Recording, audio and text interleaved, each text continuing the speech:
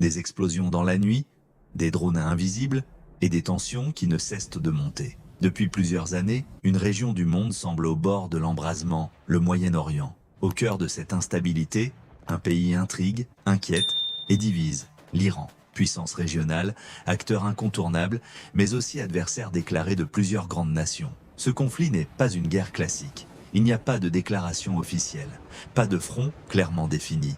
Et pourtant, les attaques les sont bien réelles. Dans l'ombre, loin des caméras, des opérations se déroulent chaque jour. Des décisions sont prises en secret, des stratégies sont mises en place, parfois pendant des années, avant d'être exécutées en quelques secondes. Alors, que se passe-t-il vraiment ? Pourquoi l'Iran est-il au centre de toutes les tensions? Et surtout, jusqu'où cela peut-il aller? Pour comprendre ce conflit, il faut d'abord comprendre le terrain. Le Moyen-Orient est une région stratégique. Depuis des décennies, c'est un point central dans l'équilibre du monde. C'est ici que se concentrent certaines des plus grandes réserves de pétrole au monde, une ressource essentielle pour l'économie mondiale. Mais ce n'est pas tout. C'est aussi une région marquée par des rivalités religieuses profondes, des divisions politiques et une histoire complexe faite de conflits, d'alliances et de bouleversements. Chaque pays y joue un rôle, chaque décision peut avoir des conséquences à grande échelle. L'Iran, lui, se distingue par sa puissance et son influence.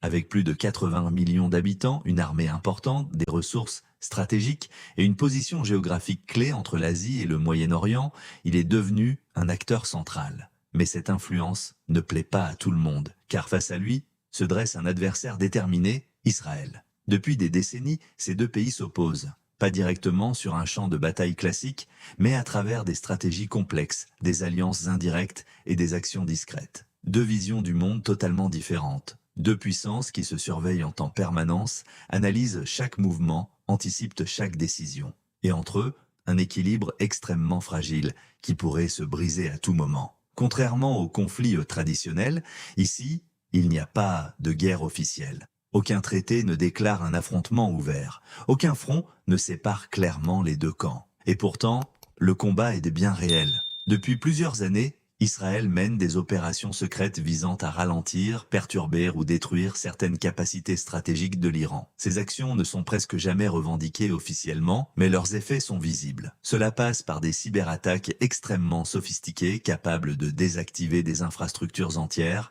par des sabotages ciblés dans des installations sensibles, ou encore par des assassinats de personnalités clés, notamment des scientifiques impliqués dans des projets sensibles. Chaque opération est précise, calculée, discrète. De son côté, l'Iran ne reste pas sans réponse. Mais sa stratégie est différente. Pas de confrontation directe, pas de guerre déclarée. À la place, une approche plus indirecte, plus diffuse, plus difficile à attribuer. Une guerre dans l'ombre, où chaque camp avance ses pions avec prudence, évitant soigneusement de franchir la ligne qui déclencherait un conflit ouvert. Un jeu dangereux, où la moindre erreur de calcul, la moindre escalade incontrôlée, pourrait tout faire basculer. Mais l'Iran ne se bat pas seul. Pour étendre son influence et défendre ses intérêts, il s'appuie sur des groupes armés présents dans plusieurs pays de la région.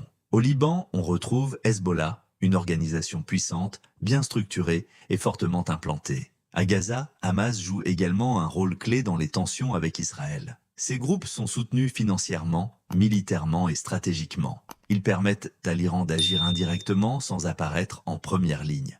Résultat, un conflit éclaté, sans frontières claires, sans ligne de front définie. Une attaque peut surgir à tout moment depuis n'importe quel territoire. Cela rend la situation extrêmement difficile à contrôler. Pour les adversaires de l'Iran, cette stratégie complique toute réponse, car il devient presque impossible de savoir avec certitude d'où vient l'attaque, qui en est responsable et comment réagir sans risquer une escalade.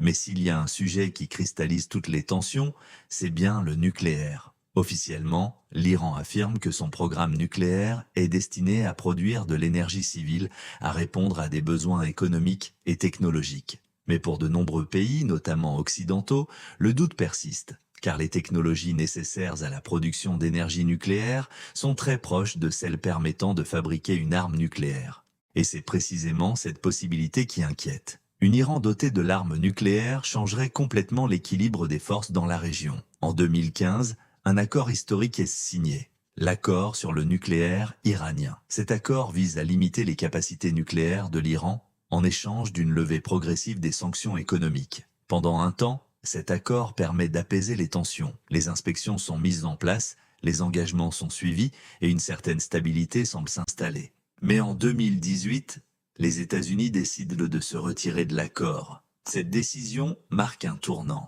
Les sanctions économiques sont rétablies, les tensions repartent à la hausse et la confiance entre les différents acteurs s'effondre. Depuis, les négociations sont fragiles, incertaines, souvent interrompues, et le risque d'escalade reste toujours présent. Ce conflit ne concerne pas uniquement le Moyen-Orient, il dépasse largement les frontières de la région.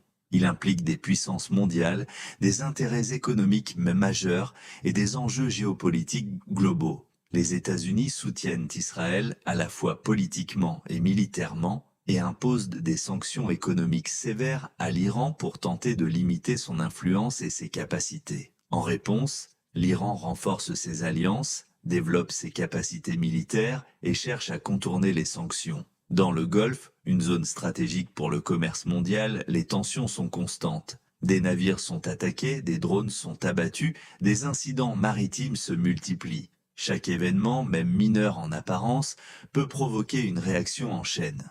Une mauvaise interprétation, une réponse trop rapide, une escalade mal contrôlée, et la situation peut rapidement dégénérer.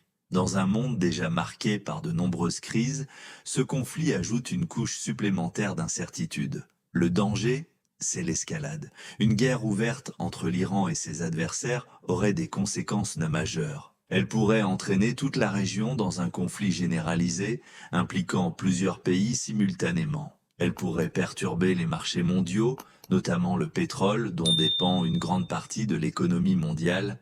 Elle pourrait également impliquer directement les grandes puissances, transformant un conflit régional en crise internationale majeure. Mais surtout, une fois lancée, une telle guerre serait extrêmement difficile à arrêter. Les alliances, les intérêts stratégiques, les tensions accumulées, tout cela rendrait la situation extrêmement complexe à désamorcer. Et c'est précisément ce qui inquiète le plus les observateurs. Aujourd'hui, le conflit impliquant l'Iran reste une guerre silencieuse, invisible pour une grande partie du monde, mais bien réelle pour ceux qui vivent dans la région. Entre rivalité politique, enjeux nucléaires, affrontements indirects et stratégies d'influence, la situation reste extrêmement fragile. Chaque jour, de nouvelles tensions apparaissent, de nouveaux incidents se produisent, de nouvelles décisions sont prises, et chacune d'elles peut rapprocher un peu plus le monde d'un point de bascule.